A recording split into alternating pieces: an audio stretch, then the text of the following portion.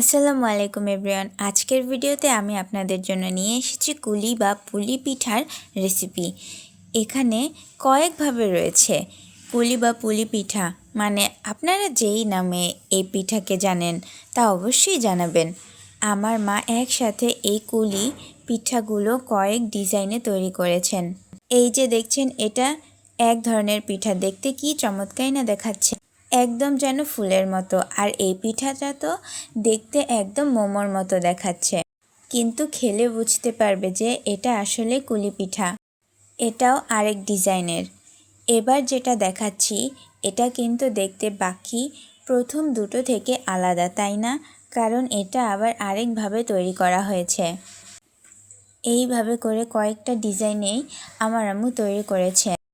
আমার আম্মু প্রতিটা পিঠা খুবই যত্ন সহকারে বানিয়েছেন। আমিও তাকে সাহায্য করেছি। দেখতে পিঠাগুলো কি চমৎকারই না দেখাচ্ছে, খেতেও কিন্তু দারুণ মজা। কুলি পিঠাটা আমাদের দেশের জনপ্রিয় ও ঐতিহ্যবাহী একটি পিঠা। এই পিঠাটা বানাতে লাগে খুবই অল্প উপকরণ, কিন্তু স্বাদ হয় অসাধারণ। ঘরে বসেই খুব সহজেই কিভাবে নরম সুস্বাদু কুলি পিঠা বানানো যায় সেটাই দেখাবো আজকে। ভিডিওটি শেষ পর্যন্ত দেখার অনুরোধ রইল। আশা করছি আপনাদের ভিডিওটি ভালো লাগবে। তো চলুন শুরু করা যাক। তো প্রথমেই আমি এখানে আতপ চাল এবং পোলার চালের গুঁড়ি একসাথে মিলিয়ে নিচ্ছি। আপনারা এখানে যে কোনো চালের গুঁড়ি ব্যবহার করতে পারেন, কোনো সমস্যা নেই। তবে আতপ চাল এবং পোলার চাল মিলিয়ে যদি এই পিঠাটা তৈরি করা হয় তাহলে খুবই মজাদার হয়ে থাকে। এখন চুলায় একটা কড়াই বসিয়ে দিলাম। কড়াইটা যখন একদম গরম হয়ে যাবে তখন এর মধ্যে আমি খেজুরের গুড় দিয়ে দিচ্ছি। গুড়টাকে কিছুক্ষণ নেড়ে চেড়ে এভাবে একদম গলিয়ে নিচ্ছি। এবার দিয়ে দিচ্ছি নারকেল কোড়ানো। এবার এগুলোকে নেড়ে চেড়ে একসাথে মিশিয়ে আমি কিছুক্ষণ জাল করে নিচ্ছি। এবার দিয়ে দিচ্ছি মুড়ি। আপনাদের পছন্দ অনুযায়ী আপনারা দিতে পারেন। মুড়িটা আপনারা দিতেও পারেন, নাও দিতে পারেন, এটা আপনাদের পছন্দ। এবার এগুলোকে আমি নেড়ে চেড়ে কিছুক্ষণ মিশিয়ে জাল করে নিচ্ছি। এবার অন্য একটা চুলায় আমি এরকম পাতিল বসিয়ে দিলাম। পাতিলে আমি পানি দিলাম এবং 2 চামচ লবণ দিয়ে দিলাম। যখন পানিটা টকবক করে ফুটে যাবে তখন আমি আমার গুঁড়িগুলো দিয়ে দিচ্ছি। সেই পোলার চাল এবং আতপ চালের গুঁড়ি যেটা আমি মিশিয়ে নিয়েছিলাম কিছুক্ষণ আগে। এবার এই গুঁড়িটাকে আমি সিদ্ধ করে নিব। যেহেতু আমার পানিটা ফুটে গিয়েছে সেজন্য আমি এখন একটা ঢাকনা দিয়ে ঢেকে দিচ্ছি। কিছুক্ষণ পর ঢাকনা উঠিয়ে আমি কতক্ষণ নেড়ে চেড়ে নিচ্ছি। এভাবে করে আমি আমার গুঁড়িটাকে সেদ্ধ করে নিলাম। এবার এটাকে উঠিয়ে আমি কিছুক্ষণ মুথে নেব। কিছুক্ষণ মুথে নিয়ে আমি এখন এটা দিয়ে রুটি তৈরি করে ফেলব। আমি এখন এই রুটিটাকে বেলে এভাবে বড় করে নিচ্ছি। আমার রুটিটা বেলা হয়ে গিয়েছে, একদম বড় হয়ে গিয়েছে। এবার রুটির এক কোণে আমি আমার সেই উপকরণটা দিয়ে দিলাম যেটা আমি গুড় দিয়ে বানিয়েছিলাম। এবার এটাকে কুলি পিঠার মতো করে দিলাম।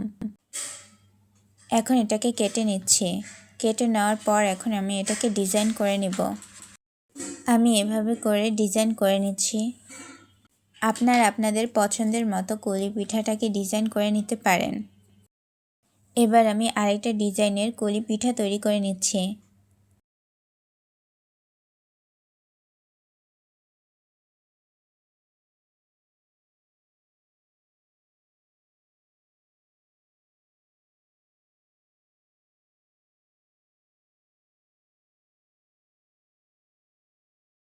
আমি আপনাদেরকে ধীরে ধীরে এটাকে বানিয়ে দেখাচ্ছি।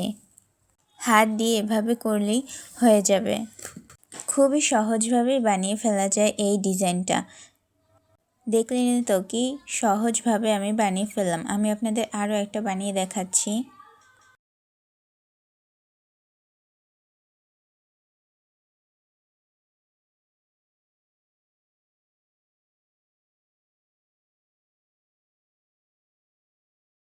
তো আমার এই ডিজাইনের কুলি পিঠাগুলো তৈরি করা শেষ। এখানে কিন্তু এক এক রকমের এক একটা রয়েছে। আপনাদের যেই ডিজাইনের প্রয়োজন হয় আপনারা সেই ডিজাইনেরই তৈরি করে ফেলতে পারবেন। এখানে সব কয়টা ডিজাইনই খুবই সুন্দর কিন্তু। আমি প্রথমেই কয়েকটা পিঠাকে এভাবে করে তৈরি করে নিব। নিচে একটা পাতিলে আমি পানি দিয়ে উপর এরকম একটা ঝাঁপি দিয়ে দিয়েছি। এখন এটার উপর পিঠাগুলো দিয়ে আমি এখন ভাপ দিয়ে নিব। এবার আমি ঢাকনা উঠিয়ে নিচ্ছি। আমার পিঠাগুলো তৈরি হয়ে গিয়েছে। এভাবে করে আমি আমার কয়েকটা পিঠাই তৈরি করে ফেলব। আমি আমার পিঠাগুলোকে উঠিয়ে নিয়েছি। দেখতেই পাচ্ছেন এই যে আমার পিঠাগুলো দেখতে কিন্তু খুবই সুন্দর লাগছে এবং খেতেও কিন্তু দারুণ মজাদার। আমি আপনাদেরকে একটা পিঠা এভাবে ছিঁড়ে মাঝখান থেকে টুকরো করে দেখাচ্ছি। এবার আমি আপনাদেরকে আরেকটা ডিজাইনের তৈরি করে দেখাচ্ছি। আমার কাছে এরকম একটা ছুরি ছিল, সেজন্য আমি এই ছুরিটা দিয়ে এভাবে কেটে নিচ্ছি। দেখতেই পাচ্ছেন এই ছুরিটার জন্য এখান থেকে ডিজাইন হয়ে গেছে। এটা অন্যরকম একটা ডিজাইন। আপনাদের যদি এরকম ছুরি না থাকে তাহলে আপনারা চিরুনি দিয়েও এভাবে ডিজাইন করে নিতে পারেন। এই পর্যায়ে আমি যতগুলো পিঠা তৈরি করেছি এই পিঠাগুলোকে আমি আবার আরেকভাবে তৈরি করব। এজন্য প্রথমে চুলায় কড়াই বসিয়ে কড়াইতে তেল দিয়ে গরম করে নিয়েছি। এবার আমি আমার পিঠাগুলো ছেড়ে দিয়েছি। মূলত আমি এই কুলি পিঠাগুলোকে এখন ভেজে নিচ্ছি। কিছুক্ষণ এভাবে ভেজে নিয়ে আমি এখন উল্টিয়ে দিচ্ছি। এই পর্যায়ে চুলার আঁচটাকে কিন্তু মিডিয়ামে রেখে দিতে হবে, না হলে পুড়ে যেতে পারে। আমার কিন্তু পিঠাগুলো তৈরি হয়ে গিয়েছে, সেজন্য আমি উঠিয়ে নিলাম। এভাবে করে আমি আমার বাকি পিঠাগুলো ভেজে নিয়েছি। এগুলোর মধ্যেও একটা আমি আপনাদেরকে এভাবে মাঝখান থেকে 2 টুকরো করে দেখালাম। এই পিঠাটারও প্রথম পিঠাটার থেকে অন্যরকম একটা স্বাদ। এক একটা পিঠার এক এক রকমের স্বাদ। ওইটার যেমন স্বাদ আলাদা, এটারও ঠিক তেমন আলাদা স্বাদ। এবার চলে আসলাম আরেকটা পিঠার ডিজাইন নিয়ে।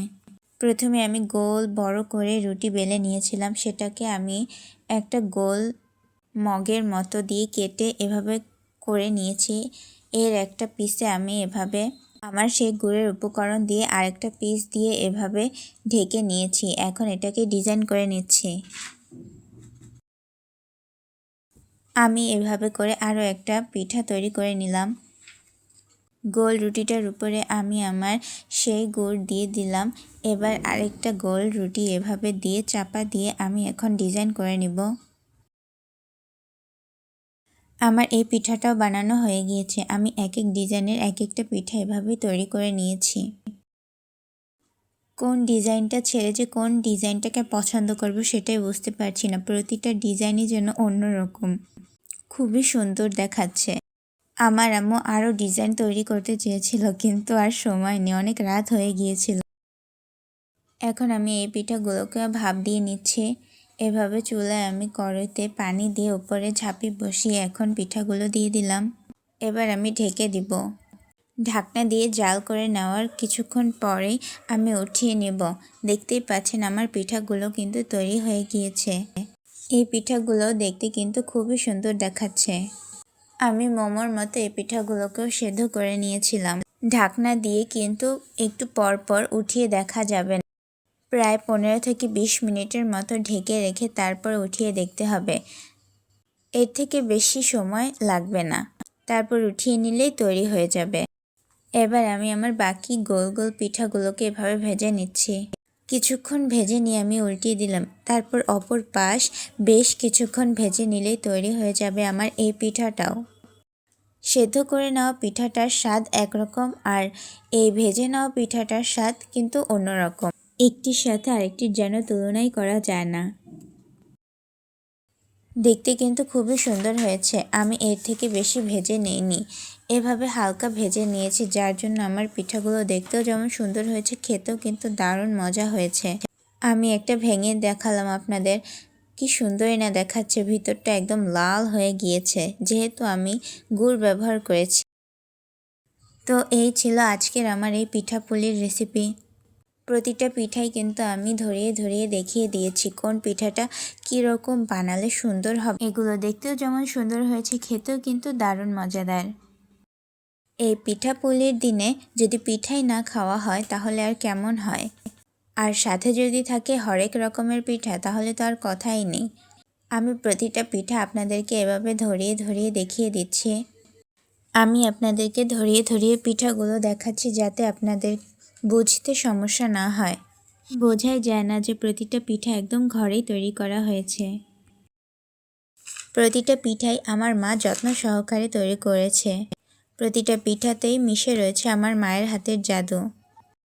দেখলেনই তো আমি ঠিক কতটা সহজভাবে পিঠাগুলোকে তৈরি করে ফেললাম। কোনো ঝামেলা ছাড়াই ঘরেই কিন্তু তৈরি করে ফেললাম আজকের এই পিঠাগুলো।